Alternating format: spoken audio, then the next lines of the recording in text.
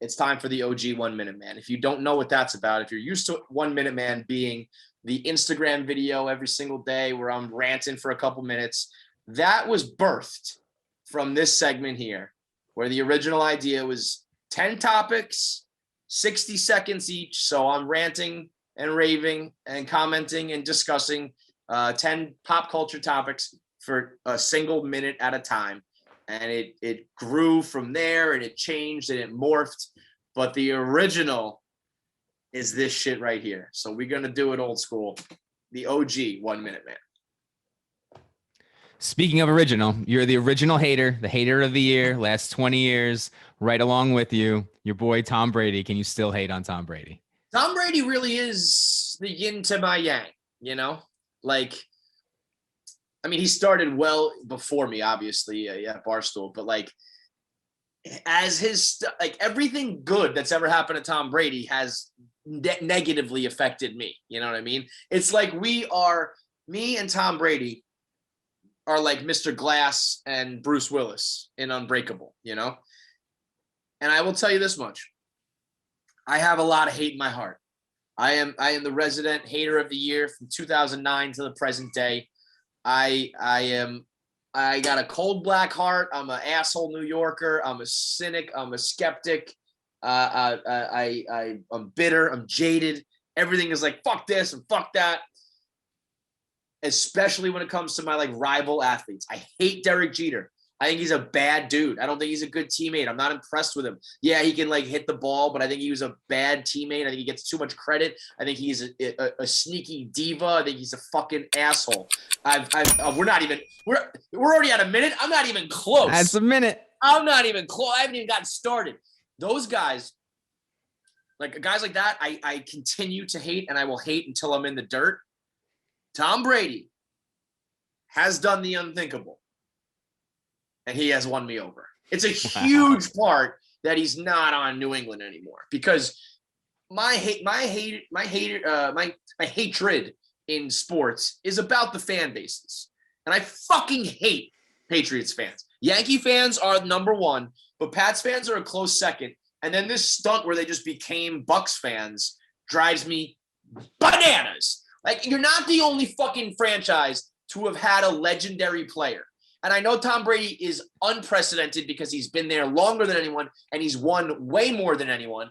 But when Brett Favre left the fucking Packers, they treated him like a god and a deity too. And they didn't just become Jets fans and become Vikings fans the same way these fuckers did. When Emmitt Smith left the Cowboys after a zillion years, I know he didn't win fucking 6 titles, but he's still there a zillion years. And Cowboy fans are a stupid cult, just like the rest of these assholes. They don't just become a Cardinals fan. You don't just jump fucking ship because there are rules of engagement. There's rules to this shit. Okay, Donnie, this is not numb. There are rules. And if you're just going to negate everything by becoming a fan wherever he fucking goes, then there's no point in arguing and discussing sports and fighting and bantering and ball busting, because you're just going to go with whatever the fucking way the wind blows. So I fucking hate the fans, but Tom Brady himself is so fucking cool. He's just so fucking cool. Everything I've heard about him, the stories I hear, the like behind the scenes shit where he's just so quietly cocky and confident and funny and like ball busting and loyal and just a boss. And it's just like, God, they were telling stories the other day. I don't even know if I'm supposed to say this, but we got a little like inside track because of other employees that have worked with Brady. And he was telling stories how like every year he would just book the Super Bowl flight, not like out of cockiness. It was just like, I'm probably going to be there, so we got to like put that on the calendar. And I'll tell you this much right now. The other thing I heard is like, he's going to play till he's like 48. Like, he's not even, I heard he has not even considered stopping. And that he's like, yeah, I just tell Giselle 2 more years every 3 years. It's like, he was like, what is she going to do? Divorce me? He's talking about Giselle, a fucking $100 million superstar sex icon. Not even worried. Like, what's she going to dump me? Like, how cool do you have to be that secure with your fucking supermodel wife? So he himself, and the way he posts the Bad Boys videos and all that shit, there's no There's nothing left to hate on. There's no meat on the bone left. 5-minute man. Okay, moving on. 5-minute man. Next topic. Moving on. You said the fans. How about the people who are wearing these split jerseys? Kill them. Tampa Bay. If you wear a split jersey, Tampa Bay, Casey Smith, I will throw you off the highest building. I will throw you right off the fucking George Washington Bridge. People who wear a Yankees hat and a Mets hat, you wear a Patriots jersey and a Bucks jersey, you wear Carmelo wears those hats a lot, or like the NY that says NJ, any sort of hybrid thing like that. I don't respect you as a person because you don't have a spine. You don't stand for anything. Pick a fucking side. It's like being like, well, I'm a Republican and a Democrat. No, bitch. Pick a side because we don't fucking want your half-ass bullshit. It's one or the goddamn other. You either ride for the Patriots or you ride for Tom Brady, but you don't do both. You're not a Bucks fan and a Pats fan. It's one or the goddamn other. All right, we're making up time. Left 10 seconds on the clock. See, I'll make up for it. If you average it all out, I'll be good. There's nothing left to say about those goddamn assholes. You're the worst of the worst. I have no respect for you as a human, and you deserve to be removed from like the sports conversation. You mentioned this earlier. What do you think of this newfangled app, Clubhouse? Nothing has ever been created more for your boy.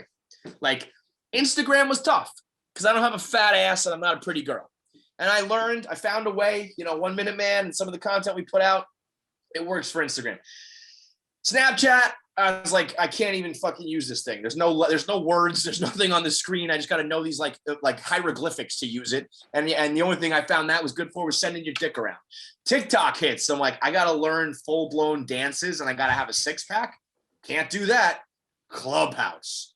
No face, no video, no picture, no dancing, no creativity even. It's just talk. It's the only skill I have is talk into a fucking device with nobody around.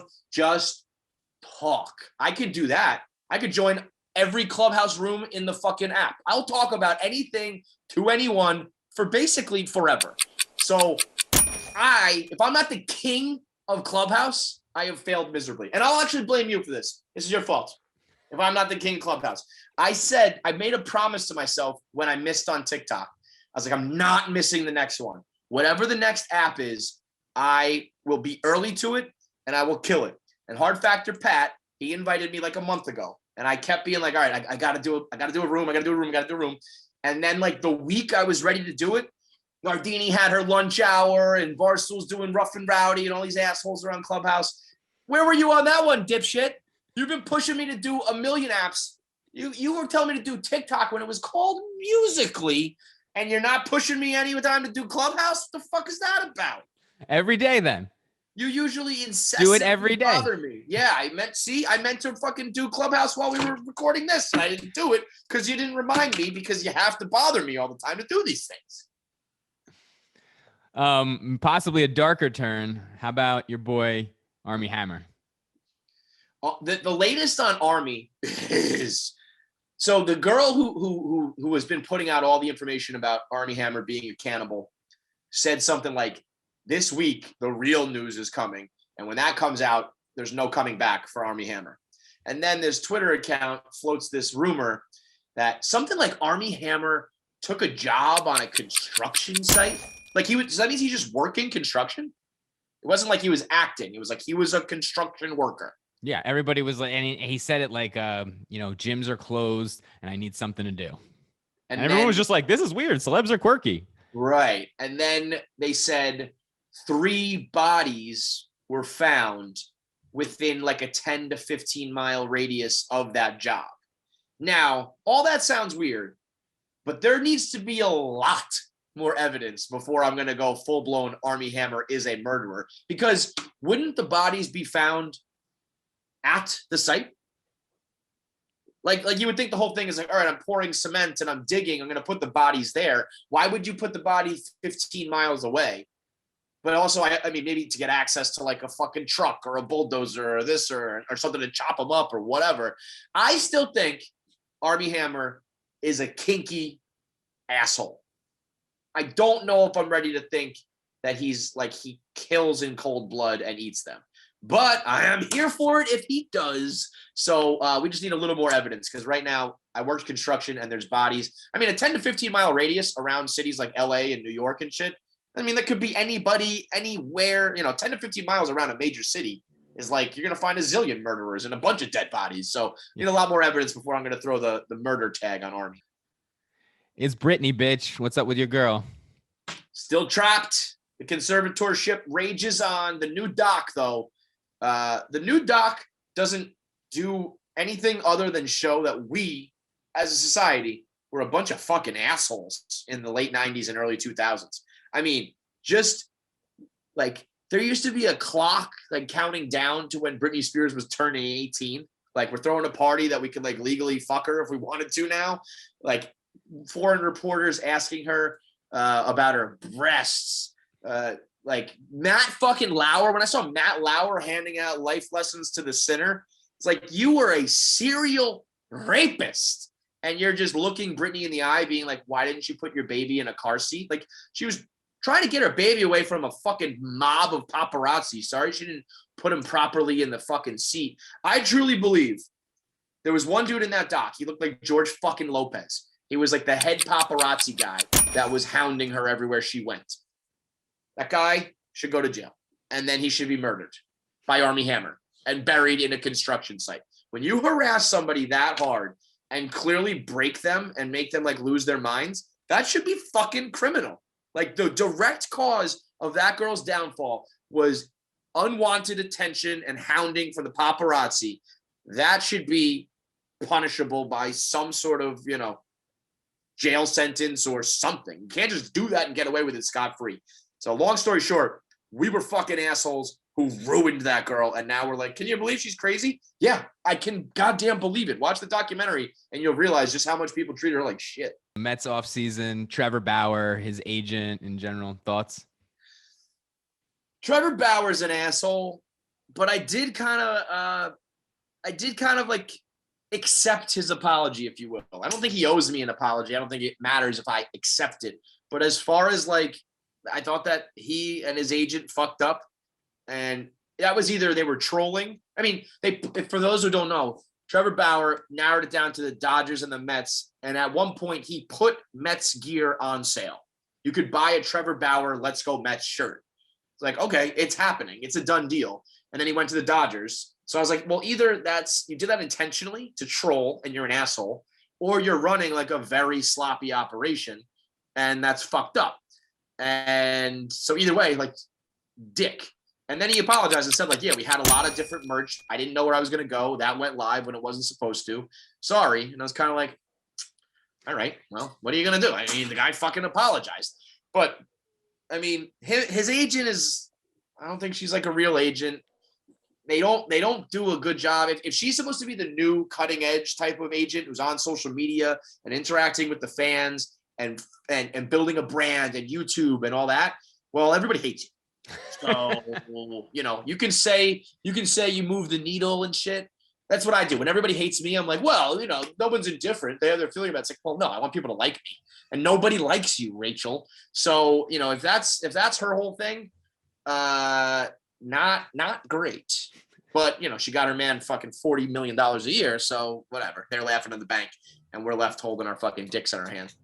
David Letterman and Lindsay Lohan, apparently.